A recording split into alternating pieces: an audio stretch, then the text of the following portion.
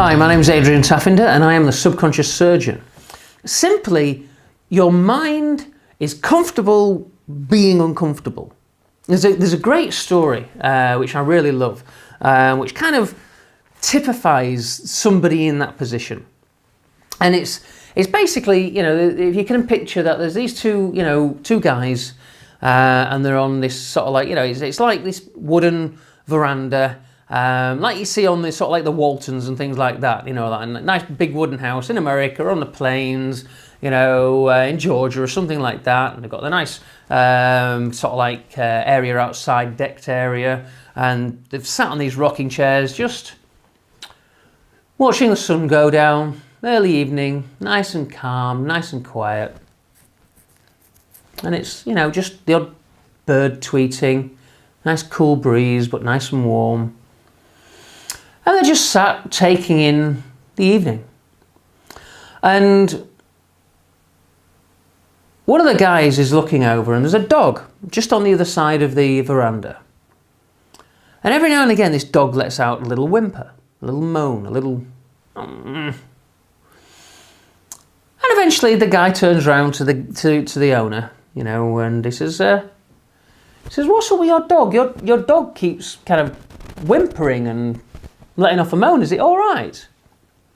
The other guy goes, "Oh, right. Well, it's his favourite spot to lie over there, but there's a nail that's kind of protruding out, and it digs into him, and he sits there and he moans and he groans, but it's uncomfortable, but it's not uncomfortable enough for him to actually get up and move."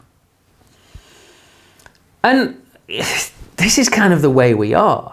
You know, we're uncomfortable with our situation, but our subconscious, the way it sabotages us, is it convinces us that moving is worse. You know, going through that process, you know, spending that money, it might be, "Oh, right now we can't afford that." You probably can afford it, but you're probably saying, "Well, I'd rather spend the money on something else," right? Now that is very indicative by itself. For me, you know, the best investments that I've ever made in my life has been investments in me.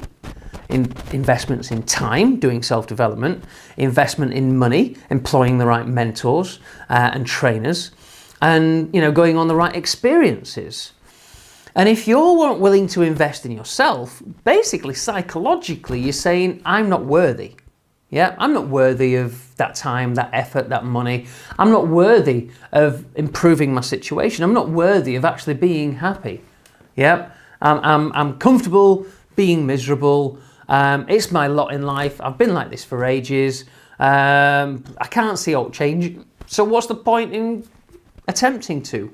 Yeah, it's almost like, well, if I get my hopes up and it doesn't work, you know, then I'll feel worse.